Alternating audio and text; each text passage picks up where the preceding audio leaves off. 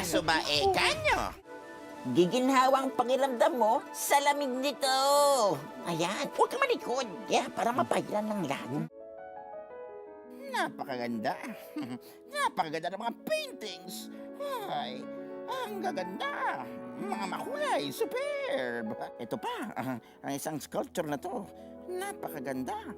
Ang galing ng gumawa nito. Ang kulay, simula sa taas hanggang sa baba, ay napaka-brilyo. Bakit? Teka, parang kumukupas yata. Nasaan? Nawawala ang kulay. At hindi lang yan, pati yung mga paintings, lahat ng mga obra na dito, nawawala ang mga kulay. Ano bang sinasabi mo, Dracera? Nandito ngayon sa museo. Sagutin mo yan, kaya mo yan, sige na. Umpisa na ng Tabatang Tamaraw at Wago si Bago. Siguradong magiging masaya ang mga kunan sa kanilang laban ng mga larong karye. Ito ang una ninyong lalaruin. Ay, malungkot kong pinaalam sa inyo na ang dalawang miyembro ng Team Tamaraw ay pansamantalang hindi muna makakapaglaro.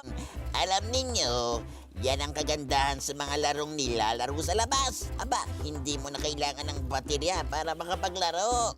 Nahimatay pa mo. Kailangan nating maging positibo sa ating pag-iisip.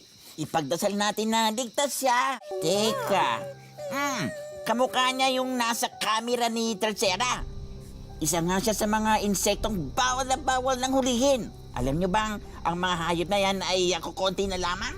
Kaya nga mag-post naman kayo ng inyong mga selfie pictures with your pets at i-post ang mga larawan o videos sa ating Facebook page. Hindi niya siguro makalimutan ang mga nangyari sa kanya. Gusto ka naming maging kaibigan, yun lang naman Mukhang labis ang pagtatapos sa atin ni Kuwago si Bago Tama. At i-post na yan sa ating Facebook page. Magandang araw! Uy, magandang araw, Doc Ito na. Ito na ang rasyon kong mga sariwang gulay para dagdag sa masusustansya mga binibenta nyo dito. Bakit naman? Inuubo ba mo? Tama daw. Antayin mo ko. Ipaghahanda kita ng tsaa gawa mula sa halamang lagundi. Dadaan lamang ako sa aking halamanan sa katabi ng bahay kubo. Pipitas ako ng sariwang dahon. Diyan ka lang, ha? O sige, papunta na ako. Mukhang masarap nga, pero asa ng natural na sangkap na mas lalong magpapasarap at magpapasustansya? Asan? Ang bugtong ay isang pangungusap o tanong na may doble o nakatagong kahulugan na nilulutas bilang isang palaisipan. Alam ko yan! Tama, paano mga bata?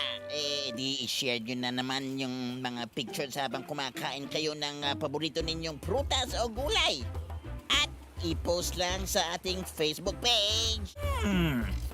Mukhang malakas ang bagyong paparating. Kayo ba ay nakapaghanda na? Oo, nako. Kailangan magsiwi muna tayo. Oo, tama. Maghahanda tayo, tama.